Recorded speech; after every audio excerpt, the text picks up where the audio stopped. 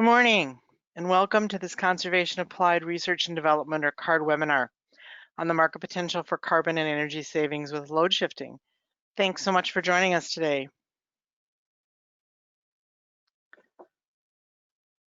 I'm Mary Sue Lobenstein, and I am the R&D Program Administrator at the Department of Commerce. And with me today is Adam Zoet, an Energy Planner at the Department of Commerce, where he coordinates analysis between the Conservation Improvement Program and other members of the Energy Regulation and Planning Unit. Adam also reviews Utility Conservation Improvement Program triennial plans and annual status reports, and is currently leading an effort to review Minnesota's cost-effectiveness tests. He is the project manager on the research that is the subject of this webinar, and he will moderate the Q&A portion of today's presentation. Our presenters today are Jeanette Lazaks and Maddie Kolbeck from Slipstream, and Robbie Vandergaan from the Center for Energy and Environment. As interim director of research and innovation at Slipstream, Jeanette's work focuses on developing and managing residential and commercial energy efficiency research planning projects. She applies technical research to examine how people use energy and combine skills in billing analysis, planning, and econometrics to identify energy impacts and opportunities. In addition to her work at Slipstream, she also serves as co-chair on the City of Madison Sustainability Madison Commission. Maddie is a research analyst at Slipstream, and in that role, she provides analytical support for projects relating to energy efficiency, market characterization and potential, and emerging technology. Maddie performs data analysis on energy cost, carbon savings,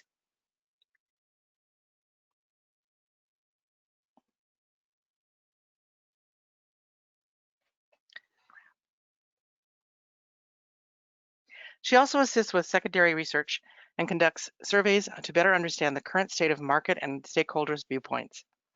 Robbie is research analyst at the Center for Energy and Environment, where he manages consulting projects with utility partners in the Midwest, and recently managed a non-wires alternative pilot in the St. Cloud area. He also assists other project leads with a variety of research planning and engagement projects in topic areas such as demand response, electric vehicles, and beneficial electrification. We're very pleased to have this team of researchers here today. Before we start, I'd like to point out that in the handout area of the control panel, you'll find some tips for reviewing the webinar today. You'll also find a link to a downloadable PDF of the slides under the same handouts section. You can submit questions to our presenters at any time using the questions pane. Simply type your questions and submit it. If there are questions that we don't get to before the end of the webinar, we will follow up with you. This webinar is being recorded, and the recording will be available at a later date on both the department's and Slipstream's websites. The report based on this research will also be available at a later date. This webinar is one in an ongoing series that is designed to summarize the results from research projects funded by Minnesota's Applied Research and Development Fund, which was established in the Next Generation Energy Act of 2007. The purpose of this fund is to help Minnesota utilities achieve their energy savings goal. $2.6 million of this fund is set aside annually for the CARD program, which awards research grants in a competitive research or request for proposal process. Results from CARD projects provide utilities with the data that they use to enhance energy efficiency program designs in their SIP portfolios.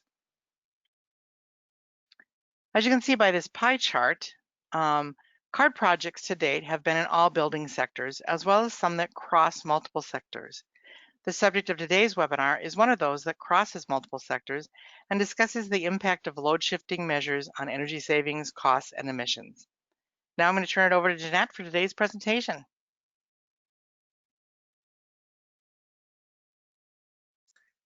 All right.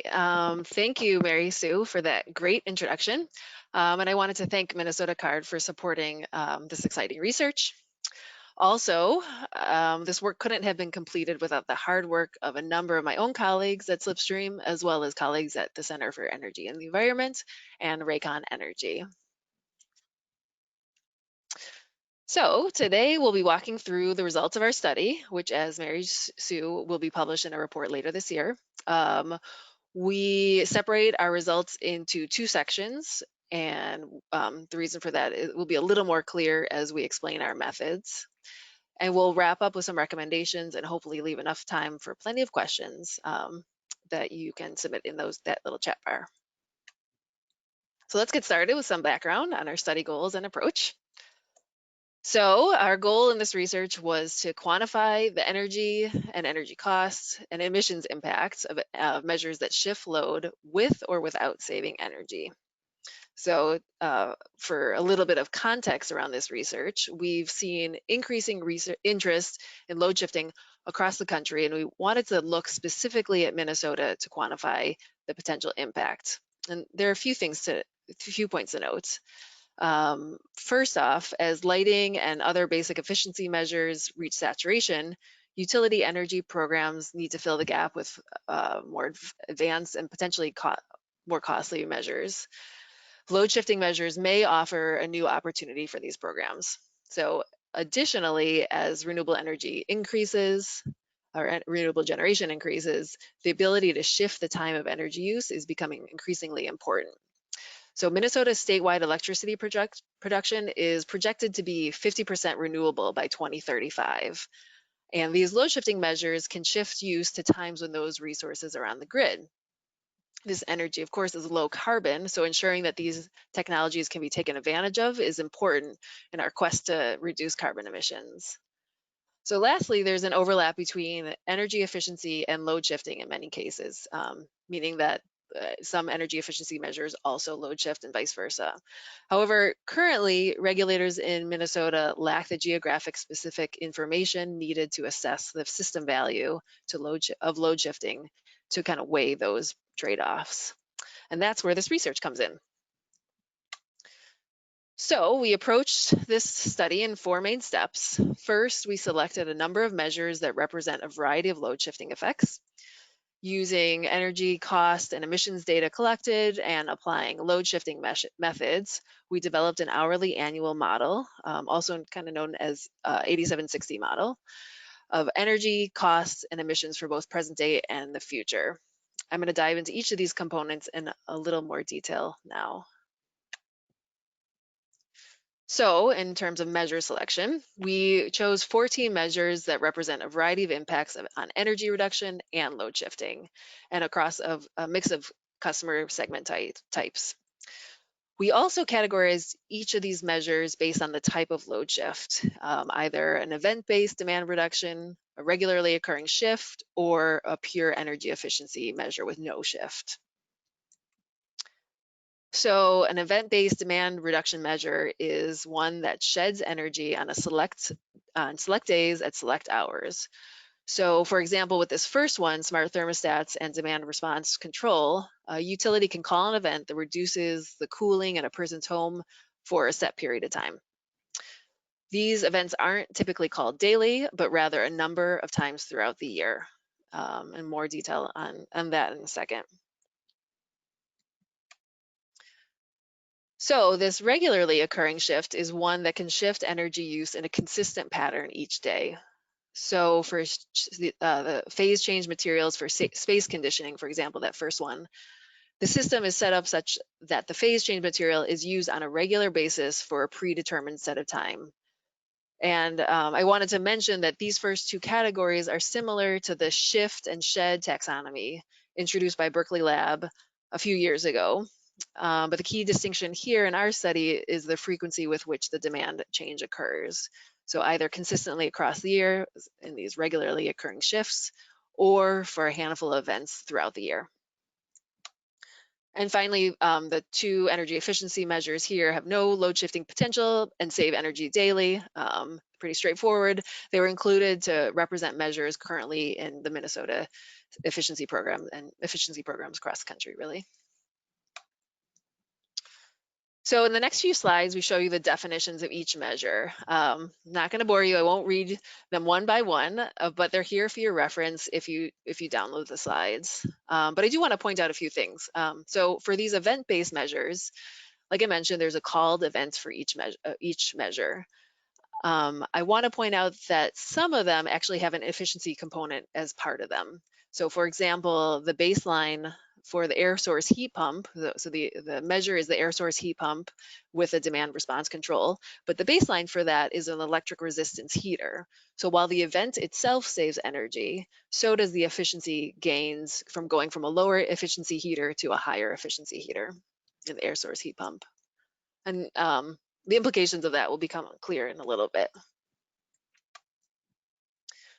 So now these for regularly occurring shifts, I want to point out some innovative technologies that are commercially available, but maybe on more of the cutting edge, such as those phase change materials that I mentioned earlier. Those materials are melted and frozen around a set point to shift load in both conditioned and refrigerated spaces.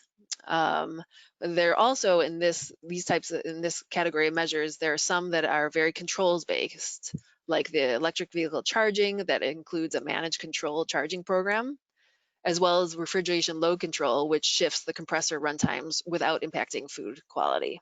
All that is controls based. And finally, the two efficiency only measures are listed here, but pretty straightforward as measures go. So for each measure, we developed both an hourly baseline and measure load shape.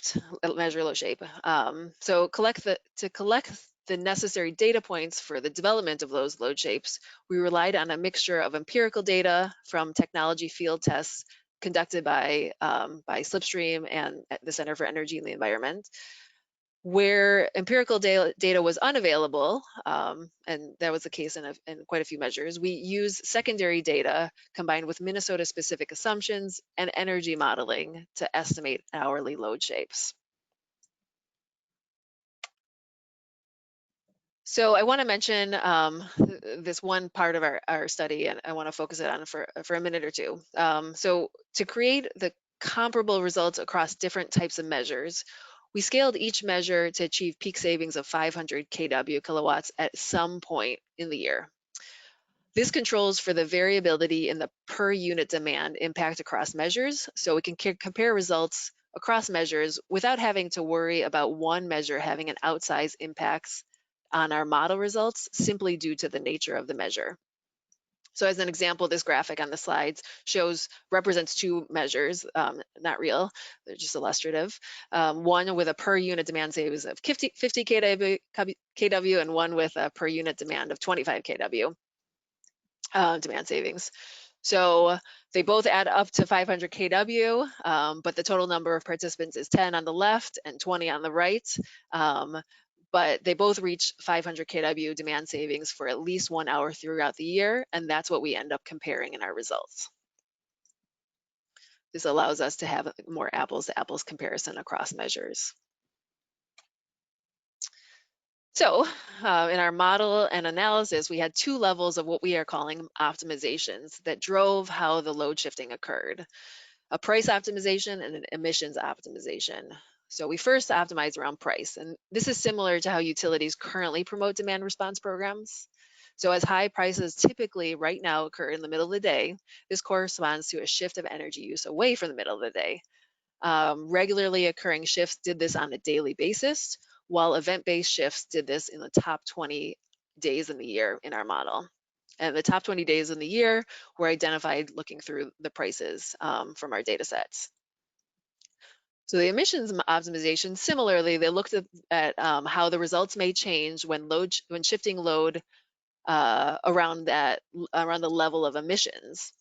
For regularly occurring shifts, we ran both a daytime and a nighttime scenario as the emission patterns change based on those time frames.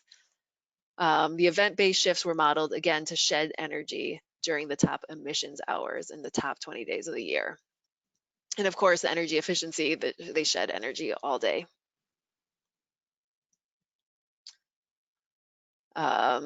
So this slide kind of gives a graphical example of the regularly occurring shift measures, this one being the phase change materials for refrigeration. And here we see pretty clearly what's happening for the shifts. So baseline energy use is shown in blue, and the shifted energy use is shown in green. And you can see two regularly occurring shift scenarios, one which is avoiding energy overnight between the hours of 6 and 7, and one which is avoiding the energy during the day. and shifting that energy use to the night. And this slide shows an example of an event-based measure, the air source heat pump with demand response, the one I mentioned before. And here's where we can see graphically what's happening. So the baseline for this measure, as I mentioned, is the electric resistance heating and cooling. And the chart shows a reduction across the entire day. You can see the green line is a little bit, depending on the time of day, is always under the blue line. And that's due to the efficiency improvement from the air source heat pump. That additional dip in the middle of the day around hours kind of 12, 13, 14 represent the shed in energy use during the event hours. The graph also shows a slight recovery period where more energy is being used after the event, kind of a rebound. So finally, in terms of background and approach, I want to make note about our cost and emissions data sources. There are a number of levels of information that we use in our model. And we get into this in much more detail in our report.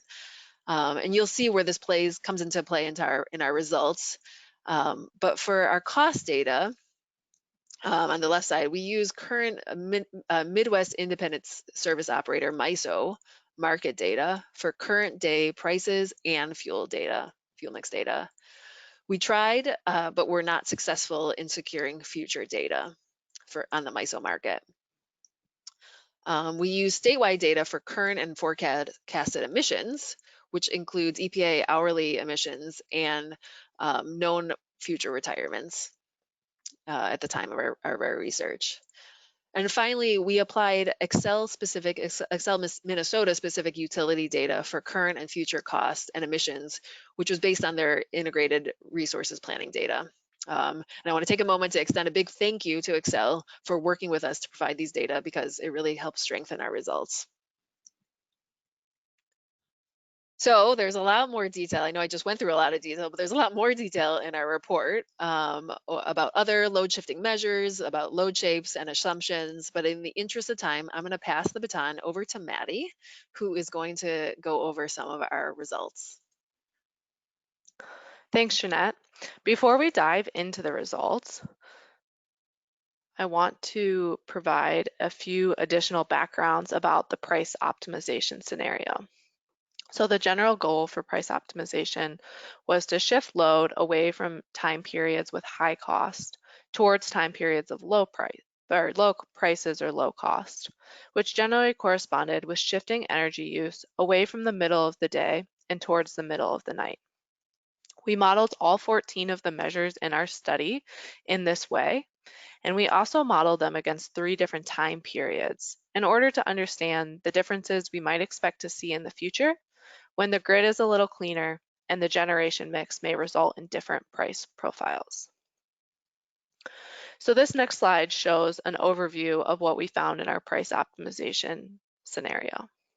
There's a lot to unpack in this graph, so let me walk you through it.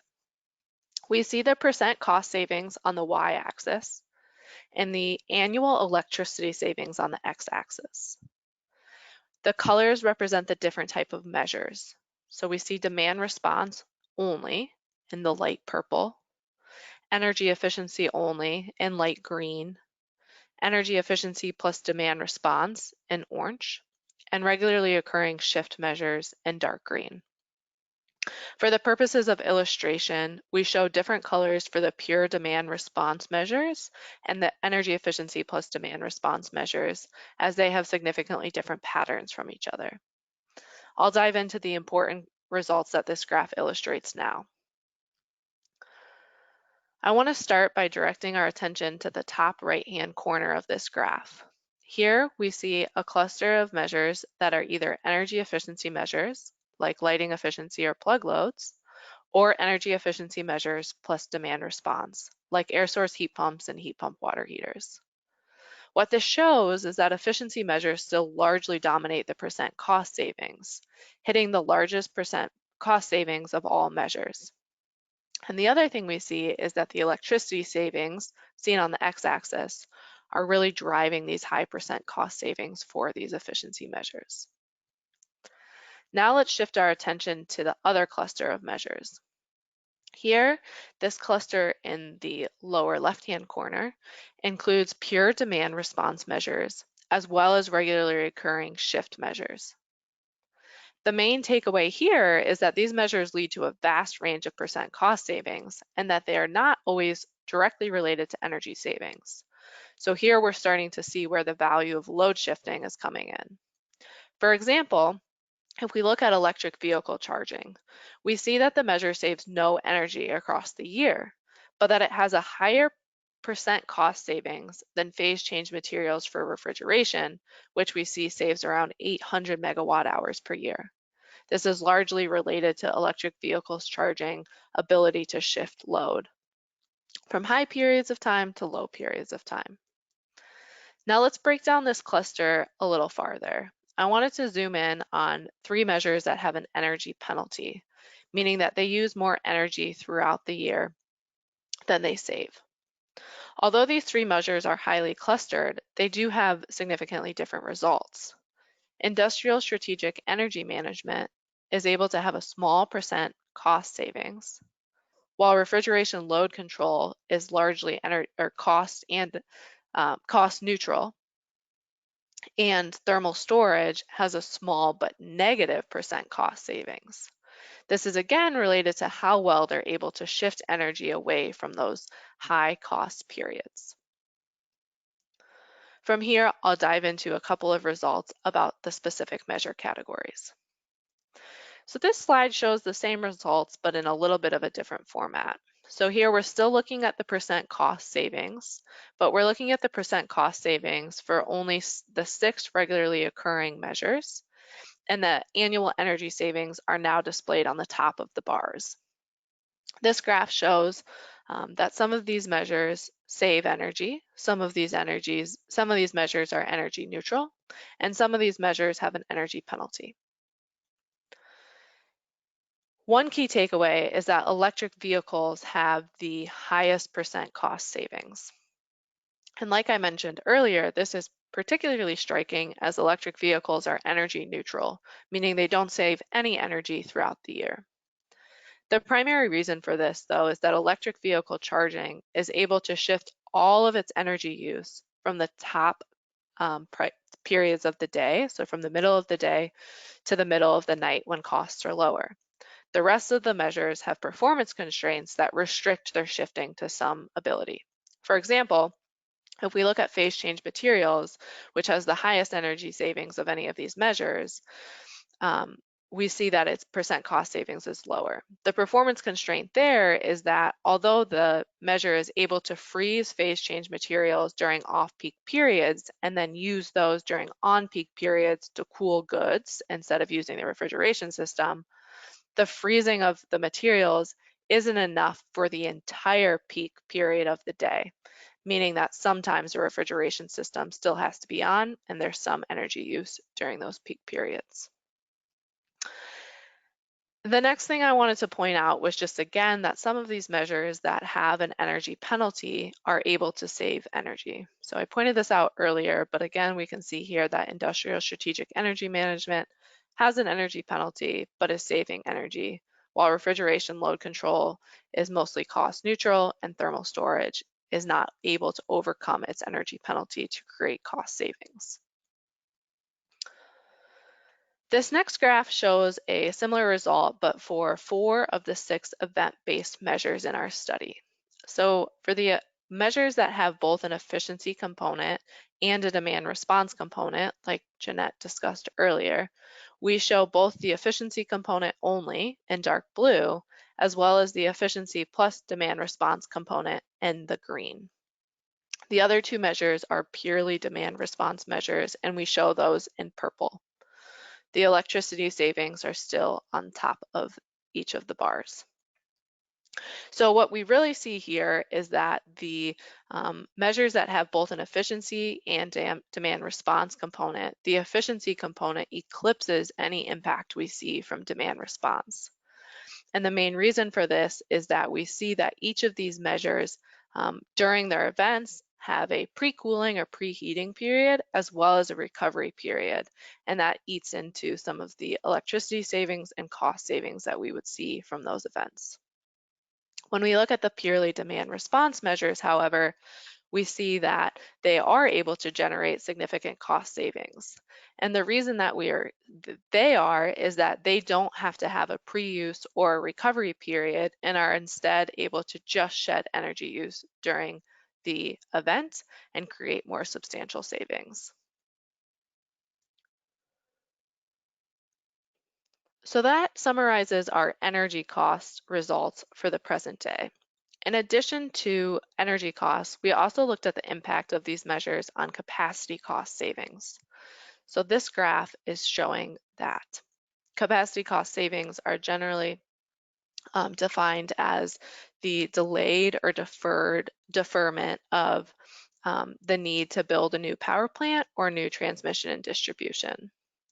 This graph shows just 5 of our measures, and these measures represent our various measure categories. What the graph shows is the percent of total cost savings that come from energy savings, that come from generation capacity savings, and that come from transmission and distribution capacity savings.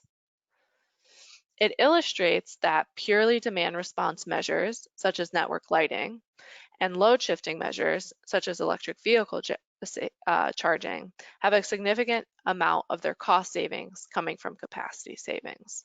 This is largely due to the fact that they're able to shed energy use at the peak very effectively and generate significant savings from that.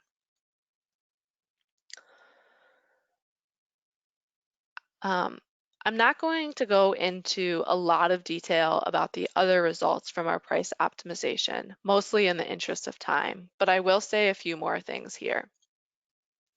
First of all, for our future model projections, we see that most measures have mostly stable percent cost savings across time.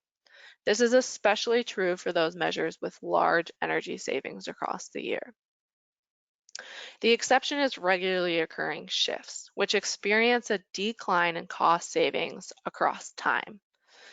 And the reason for this is that we keep our shifting methodology the same for future years, meaning that we're still shifting energy use away from the middle of the day.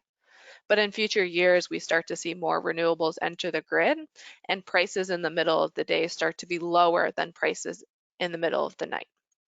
And so that erodes the percent cost savings that we see. However, if you change the shifting methodology, you should be able to get similar percent cost savings across time. The second thing I want to talk about are carbon emission savings. And here we also saw that most measures are able to save emissions compared to the baseline, even when we're optimizing on price.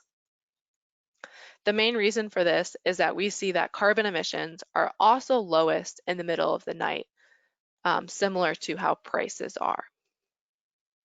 The exception to this are those measures that have an energy penalty, such as industrial strategic energy management, refrigeration load control, and thermal storage.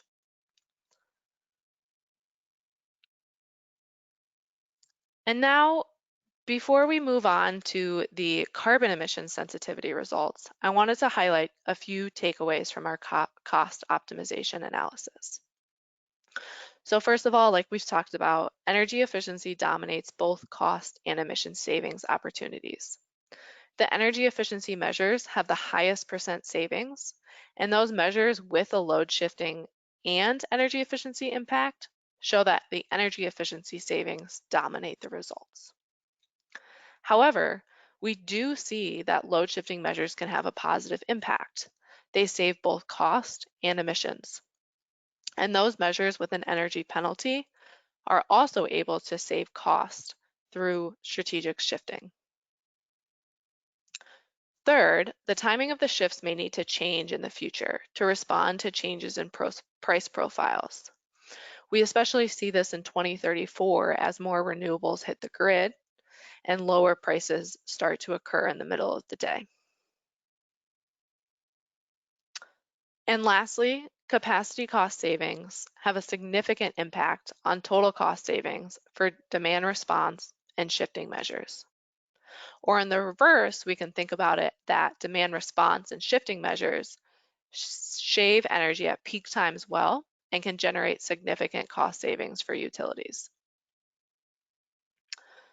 At this point, I will pass it over to Robbie to talk about our emission optimization results. All right, thank you, Maddie. So rather than responding to price signals, the emissions optimization scenarios shift load away from time periods of higher carbon emissions and towards times of lower carbon emissions. While price and emissions are fairly correlated in the 2018 MISO market, this analysis allows us to examine the changing emissions dynamics of future years as the grid mix changes. The following results are for the selection of measures shown on this slide and are modeled across 3 time periods and 3 electric utility territories. This slide provides a comparison of these 3 timeframes and different utility footprints. First, a noticeable aspect is that current MISO marginal emissions are over double MISO average emissions and are much higher than the other utility footprints. In today's market, where MISO reports capacity reserves, coal is often the fuel on the margin, especially during low load hours. With coal plant retirements, however, this marginal value will decrease. Second, as anticipated, average emissions in Minnesota will decrease 60 to 70% between now and 2034. This reduction varies depending on which forecast is used because of the number of coal plant retirements and the fact that coal is a baseload fuel running for a high number of hours throughout the year. Finally, it is worth noting that in all years, Xcel Energy's emissions factor is lower than the statewide average, which is a result of its specific fuel mix. This chart is an example of an event-based measure run across each of the emissions scenarios. The green bars represent the percentage of carbon dioxide savings through the replacement of the electric resistance baseline equipment that Jeanette mentioned, and the blue bars represent the efficiency and demand response carbon dioxide savings over the baseline. The heat pump event-based load shifting measure has the highest emission savings over the baseline out of all the measures in this study, which is a result of the energy savings from switching from electric resistance heating. Even so, the differences between these years is relatively small, ranging from 54% to 57% savings.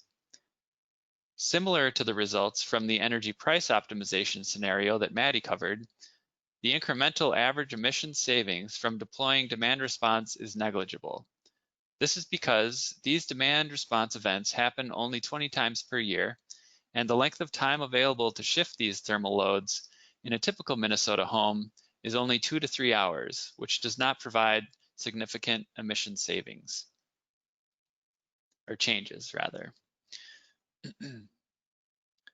Compared to previous measures, this regularly occurring shift measure, electric vehicle charging, shows the highest degree of variation of CO2 savings based on emissions footprint and year. This is because shifting EV charging times does not save energy, as Maddie mentioned, so all the carbon dioxide savings come from time of day emissions variations. There are a couple of interesting takeaways to point out for the electric vehicle charging results. First, nighttime charging provides higher emissions benefits than daytime charging with 2 exceptions: the current MISO marginal emissions and the 2034 statewide emissions profile, which are circled or are boxed in red. This is for 2 very different reasons. In 2018, a large portion of MISO's nighttime marginal emissions are from must-run coal plants. And looking forward to 2034, daytime charging savings are a result of high solar penetration during the day, illustrating a potential need for more workplace charging infrastructure. And finally, these results also demonstrate that emissions patterns may vary utility by utility. In 2034, our statewide emissions forecast favors daytime charging, whereas Xcel Energy shows higher carbon savings when load is shifted to nighttime charging. In terms of takeaways, it really depends on what grid region is chosen to demonstrate carbon savings. Currently, there is not a significant difference in average emission savings, whether optimizing on price or emissions. With that said, there is a difference in marginal emissions. In the current grid mix, shifting usage to the daytime saves more emissions but has a negative impact on prices. Marginal daytime emissions are lower right now, mostly due to natural gas generation. Nighttime emissions are higher because of must-run coal plants. And now I'll turn the presentation back over to Maddie for high-level takeaways for the project. Great, thanks, Robbie. So that brings us to our key set of recommendations for integrating these measures into programs as well as for future research on this topic. The first three recommendations are program recommendations that work to accelerate load shifting behavior. The first is to integrate measures that shift load and save energy into SIP portfolios. Measures like phase change materials for refrigeration both save energy and shift load, generating multiple benefits and fitting within the current regulatory framework in Minnesota. The second recommendation is to bundle load shifting measures into portfolios to create energy saving opportunities. Our results show that there is ample opportunity to save carbon and money from these measures and that they should be pursued. The third recommendation is to consider future rate designs that incentivize customers to shift energy when the system is near capacity. Although our study did not explicitly look at the impact of rate design, vast research exists that shows that rate design does influence customer behavior and shifting. In the future, these rates could reflect carbon and encourage customers to shift energy use away from high carbon times. The second set of recommendations is also a set of program recommendations. The first recommendation is to apply a utility-specific grid region to calculate emissions benefits where available. This would allow a utility to calculate its benefits using the renewable energy dynamics that are specific to its portfolio. The second recommendation is to further investigate measures that shift load to nighttime hours, absent any energy saving benefits in the near term. Depending on the baseline assumptions, there is a chance that these measures will increase marginal emissions in the short term due to the current generation mix in the MISO North region. The last recommendation on this slide is to explore additional measures that may offer similar load shifting benefits. Our study looked at a select set of measures that have these load shifting capabilities, but there are many other measures that offer similar benefits, such as retrocommissioning with a specific focus on load shifting. The last set of recommendations are for future research on this topic. The first is that researchers should include the time-varying benefits of these measures in any future demand-side management potential study. The second future research recommendation is to continue to perform field research on load shifting measures to generate a more robust data set of empirical load shapes. We found in our study that the availability of data is still lacking for a lot of these measures, and especially data that is specific to the Midwest region. Additional research in this area will help with future studies on load shifting impacts and how they will ultimately influence the grid. And the third recommendation for future research is to conduct additional research to improve marginal emission, energy cost, and capacity cost forecast. The values used in this study are relatively uncertain, and they can have a large influence on the impact that these measures have on the grid. So future research on these subjects will help our understanding on the impact these measures have in the future on the grid. And at this time, I want to thank you all so much for your time and for listening to our presentation, and I'll pass it back over to Mary Sue. Great. Thank you all for that great presentation. If you have not already done so, please type any additional questions you have into the Q&A panel and send them directly to us. Adam, do you have any questions for Jeanette, Maddie, or Robbie? Yeah, looks like a lot of questions have already come in. Great. So some questions, yeah, came in when you were going over the background about the types of measures that were included in the study. So one of the questions was, what kind of data is considered secondary data, and where did this data come from for the study?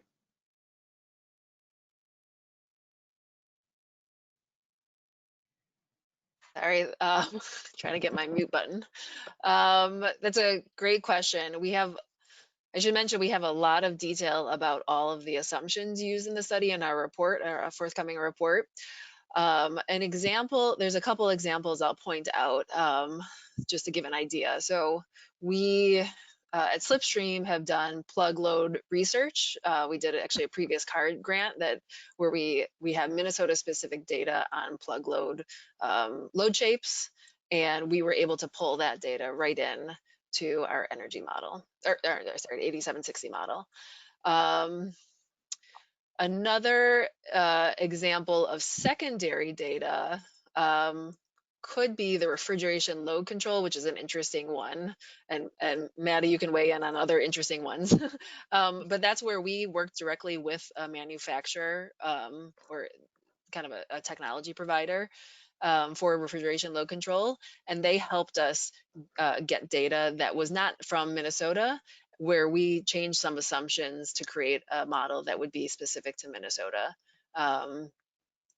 And so those are kind of the two ends of the spectrum that I can think of, where we have very, like I would say, very solid primary data that we've collected, and then others is relying on other people's data to create that. And then there's a couple like maybe in between where we've created energy models, which also include secondary data. Maddie, do you have anything, or Robbie, do you have anything to add on that? I would say that that covers it. And like Jeanette said, each measure has detailed assumptions listed in the report. Right, and where we got the data. Mm-hmm. So. Good. Another question about measures. Which demand side measures can most effectively deliver peak demand savings during the winter?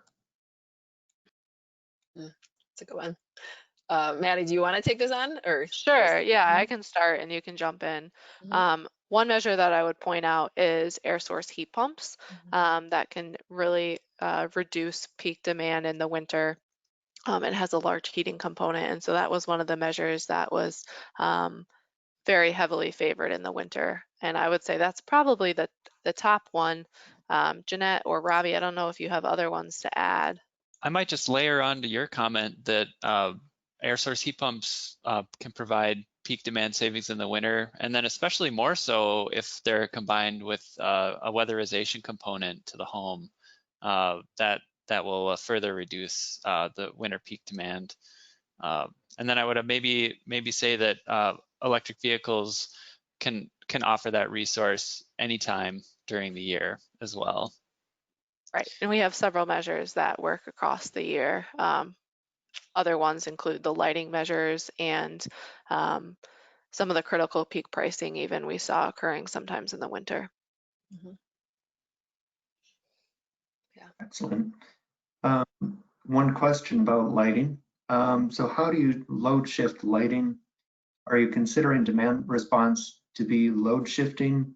And then this person thought demand response was load shed, not load shift. Jeanette, do you want me to take that one? I'm happy Sure. to. So this is where Jeanette mentioned a little bit about how our terminology doesn't always match up one-to-one with some of the common terminology. So we do recognize that demand response measures such as lighting are often referred to as shed measures, and we're referring to those just more generally that these are all of our shifting measures, meaning they're changing energy in one way or the other. in response to the exact question about lighting, the way that our lighting measure worked was that during certain hours of the day when an event was called, the lighting would be adjusted by either tuning or occupancy to reduce the energy used from lighting during that time period. And so that's kind of how the lighting measure was working as a shed measure.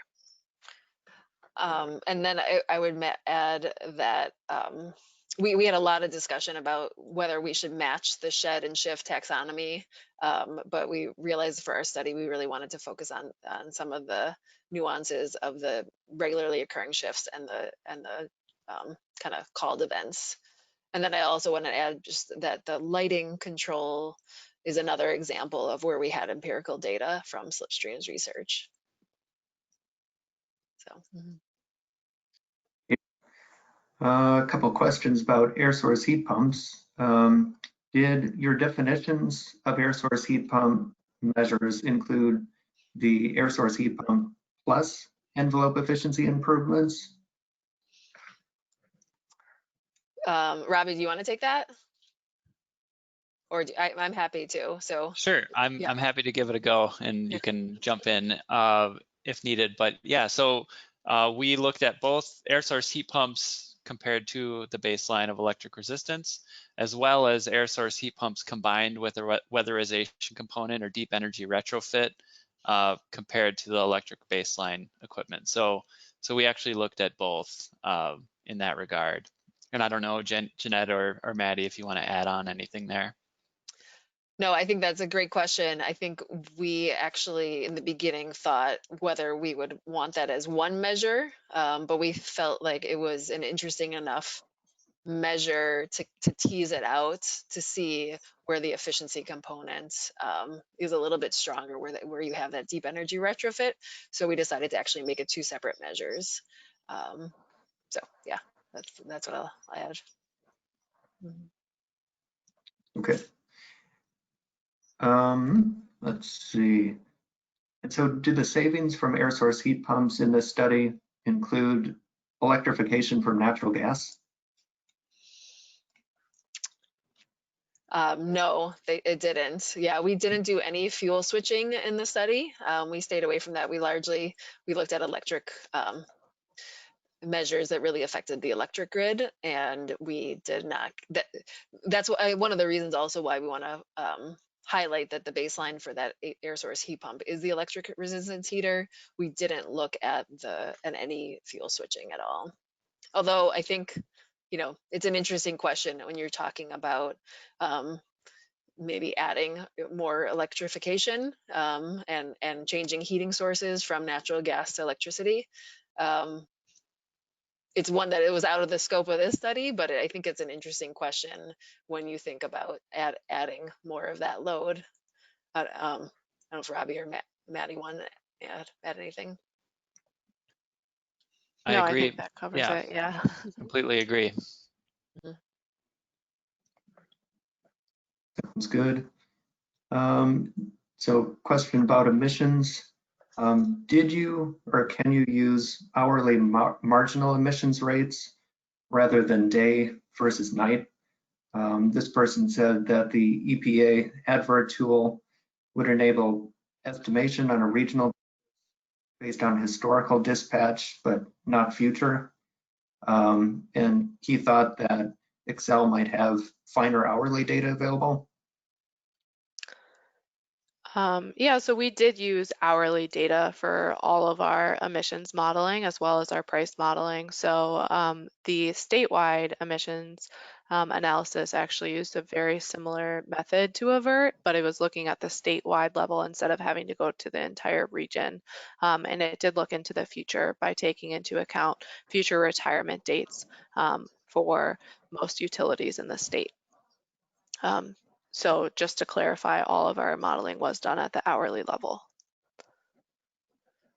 Yeah, this might, is it maybe Robbie, I thought maybe you wanted to mention something about the Coal Creek. There are, the emissions didn't include the most recent announcements, and I'll let you expand That's on right. that. Yeah, thanks. Yeah, so for the statewide emissions footprint profile, after we've had gone through our modeling exercise, there was a pretty big announcement from Great River Energy that they would be retiring their Coal Creek station in North Dakota, which solely is dedicated to serve Great River Energy customers in Minnesota through a high voltage line that they have running back over interstate boundaries. And they're planning on replacing this generation with about 1.1 gigawatts of wind energy, some natural gas for another power plant, and then also doing an experiment with a long duration battery demonstration system. So that will change the forecast that was assumed in the model, in probably in a favorable way, and definitely in terms of emissions, and then it will also have impacts on price as well. Yeah, I would say that, you know, this kind of research is every month something changes. So, you know, that retirement was announced after we had done a good portion of our work. And we expect, you know, in the future that similar announcements and, you know, our results would change in the future based on some of that, some of the future announcements that we continue to hear about coal plant retirements.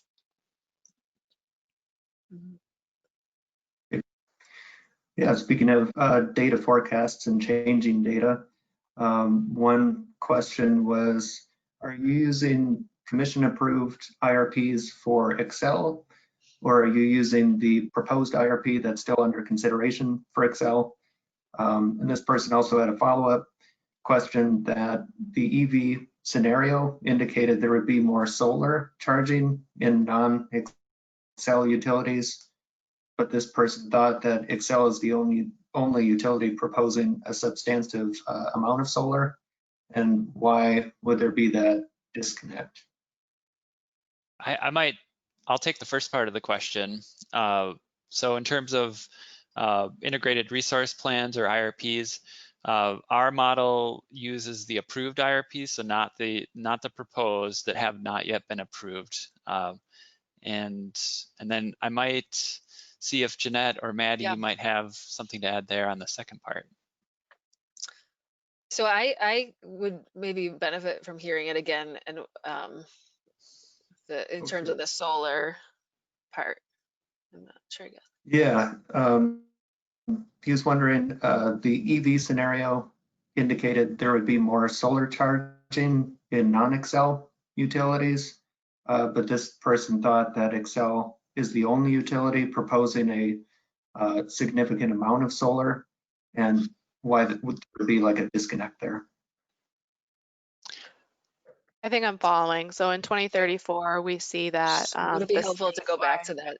Would it be helpful to go back to that slide? Perhaps. Okay. In 2034, we see that the statewide emissions, the daytime charging is favored. And for Excel, we see that nighttime charging is still favored. So the question is, why is there that disconnect, especially because Excel has more solar? And my hypothesis is that Excel is forecasting wind energy as well, and so the interplay between wind and solar is probably affecting these models quite significantly, and Excel might be modeling that slightly differently than what our statewide model did. I don't know if Jeanette or Robbie, you have any more detail, but I don't think that is something that we have a super concrete answer to. It's more just a hypothesis that it's about the interaction of wind and solar. Yeah, I think that's a good explanation and theory. And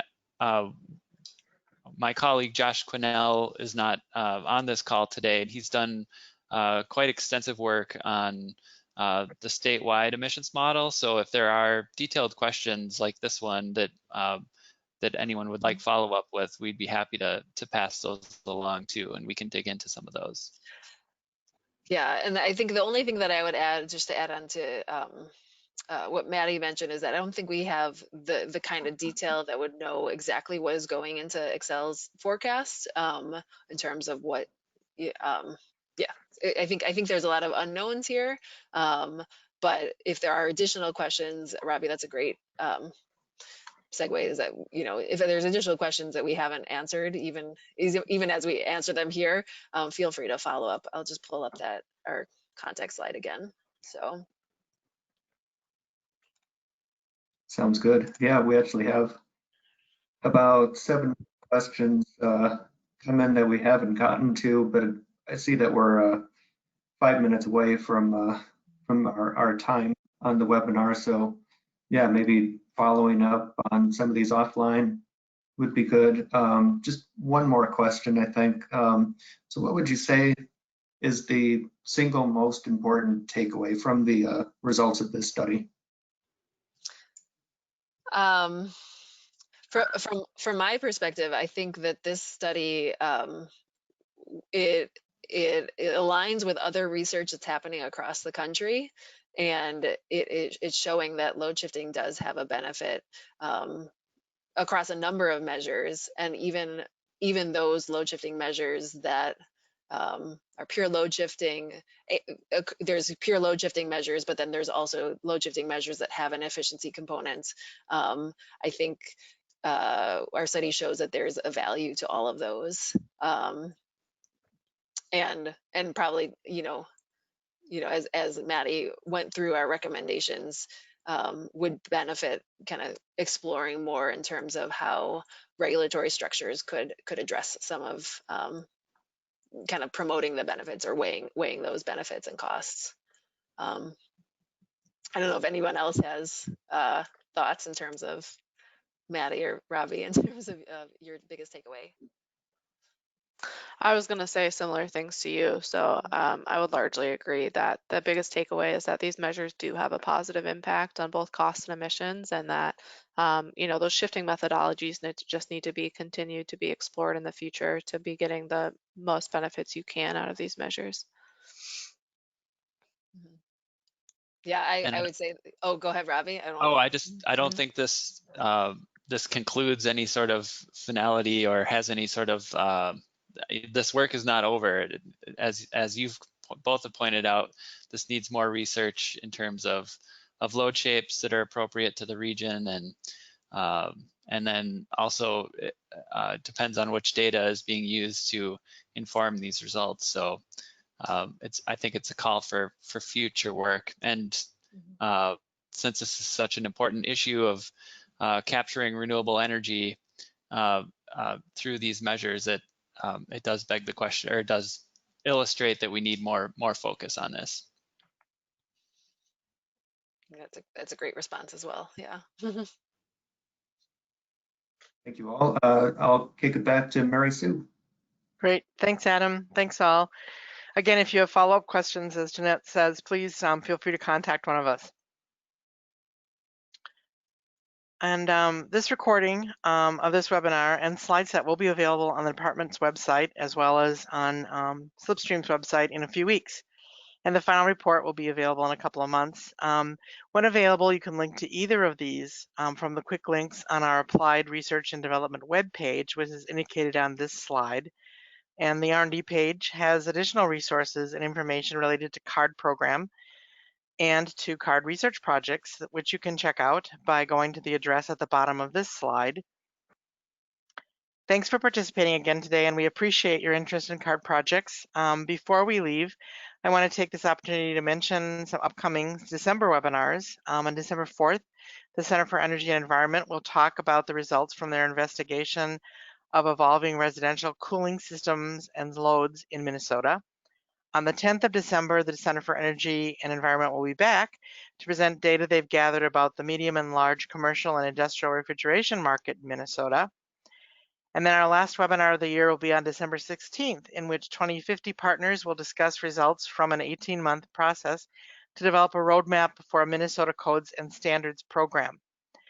You can keep abreast of upcoming webinars and other news related to the Minnesota Conservation Improvement Program by signing up for the SIP updates on our mail list. You can link to that using the link on the slide here. In the meantime, please feel free to contact me if you have questions, feedback, or suggestions for either the CARD program or CARD webinars. And thanks again for participating today. As a reminder, there will be an evaluation that launches after the conclusion of this webinar. Please be sure to take some time and fill out that survey and provide us with feedback. That'll be much appreciated. Thank you and have a good rest of your day. Thank you, everyone.